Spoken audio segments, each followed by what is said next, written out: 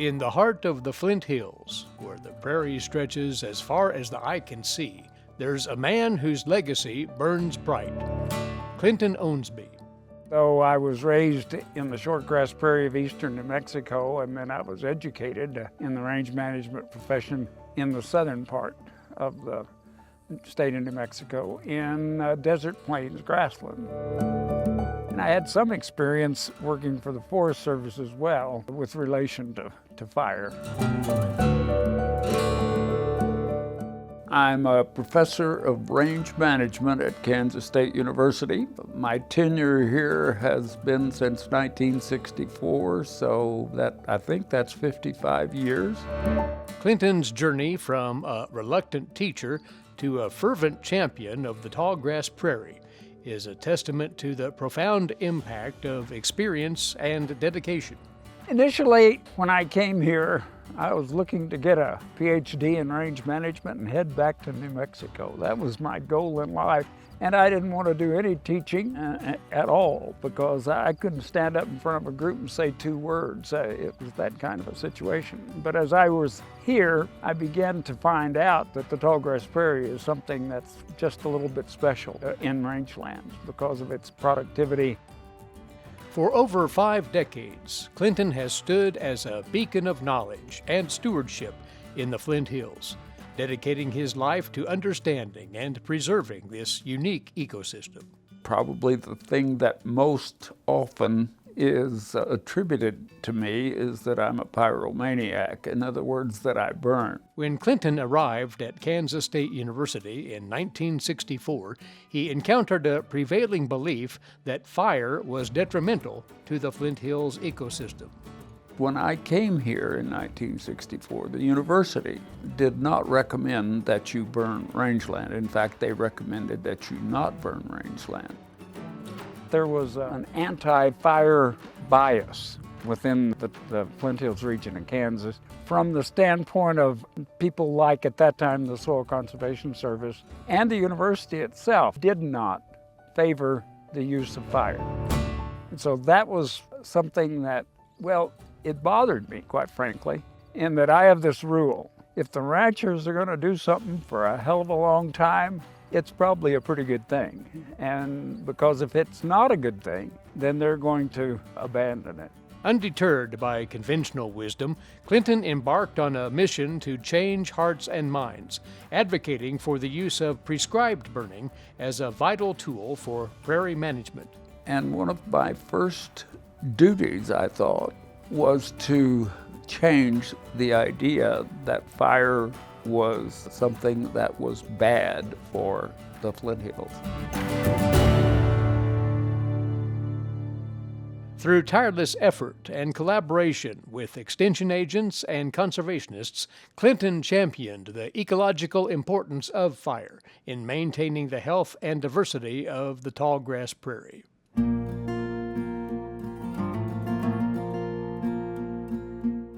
And so I called together the extension people, the SCS at the time, which is NRCS now, and we had a meeting. And we discussed the fact that fire was a good thing. And so at that time, I convinced them that we certainly weren't going to do away with fire. If they thought that was the case, they were crazy as a loon. And so I said simply, we must burn, and we must support burning because it, along with grazing, maintain the tallgrass prairie. And so at that time, there was a little reluctance, obviously, from the SCS at the time, and they then wrote that periodic fires would be okay. In other words, we're not going to give in just yet. But from the standpoint of research work, we then stated that in order to get the maximum livestock performance from the prairie, and actually to maintain the best quality prairie, that burning should occur, and that timing was a really essential impact in that. So we would recommend, based on all of that research work that Aldous and Anderson did in both grazed and ungrazed prairie, that burning in the late spring, just at the beginning of growth of the dominant warm season perenne grasses, will give you the best of several different outcomes. His advocacy led to a shift in recommendations, with extension agents now actively promoting prescribed burning as a critical management tool. Today, Clinton's influence extends far beyond the academic realm. He's a trusted advisor and mentor to ranchers, guiding them in the art and science of prescribed burning. I think having 6,000 students go through my range management class, and to have students from that early era still come to see me and call me and ask me questions. I think the interaction I've had with students is one of the things that I'm most proud of. And I think I'm proud that I have lasted as long as I have. And again, I stand on the shoulders of those people who came before me, in that Cling Anderson and Ed Smith had done the first grazing research work in the tallgrass prairie. And they found out that under different stocking rates, for instance, that animal performance was the same during the early portion of the season. And they found out by weighing animals every month. So they weighed animals every month, and that gave me a really neat handle on that. And I then began to look at the data from the fire research and found out that the response from fire was only during the first 2 to 2.5 months of the year. And so that gave me an opportunity to develop systems that took advantage of fire, as well as took advantage of the quality parameters associated with change in forage quality over the season. His expertise has not only improved livestock performance, but has also helped to mitigate the encroachment of woody species, like the invasive eastern red cedar. As long as they're not too big, you can kill every single one of them out there with one fire. However, Clinton is quick to acknowledge the risks associated with prescribed burning.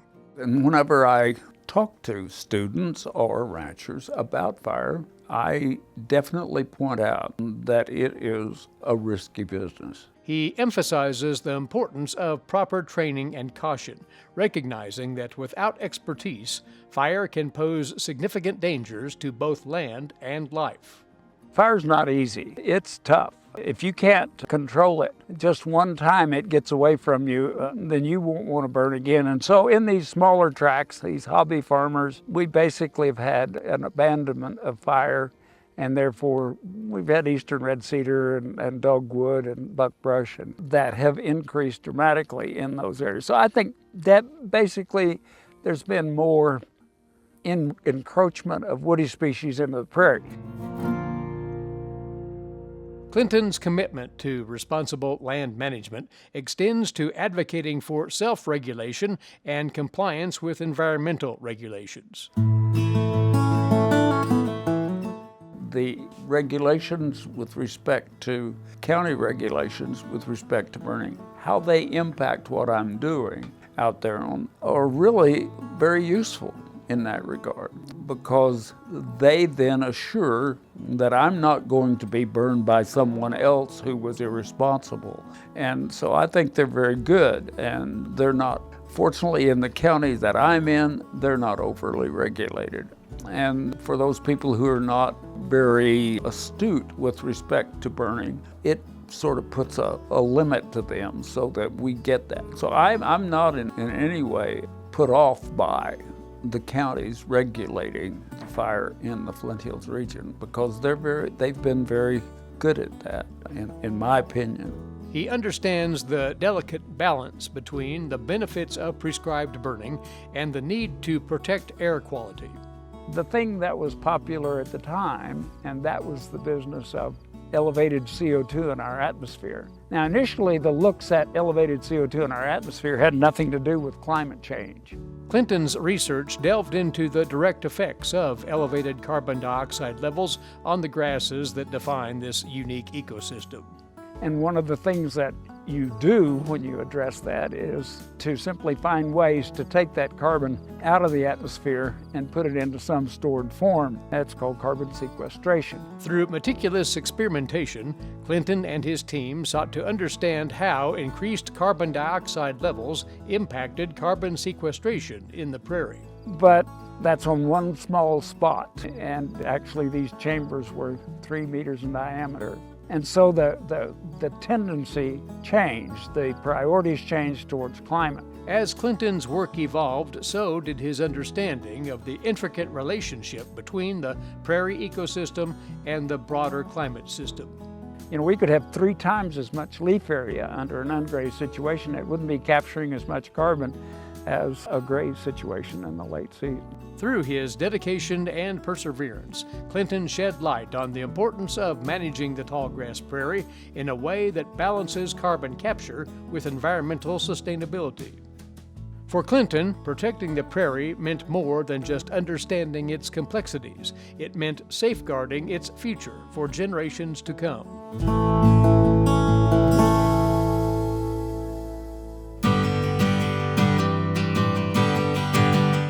Despite facing challenges, Clinton remains steadfast in his belief in the importance of prescribed burning. The ranching community has basically, since the university said fire is okay, have basically changed their burning times and are more in tune with what's recommended than they would have been previously when they were told not to burn. He has witnessed firsthand the positive impact of prescribed burning on the local economy, estimating its economic value in the millions of dollars each year. We have, in the past, we have estimated that impact of fire on productivity of just livestock, and that runs close to $180 to $100 million per year. I think some of the best ecologists I've ever run onto were simply the ranchers that were out there, because they have experienced this over time. For Clenton Owensby, preserving the Flint Hills isn't just a profession. It's a passion, a calling, and a lifelong commitment. My advice, should they choose to accept it, would be simply to go back to basic concepts, understand principles, understand how things work. If you do that, everything becomes easier. And so my advice to them is don't quit learning. If you quit learning, you die intellectually.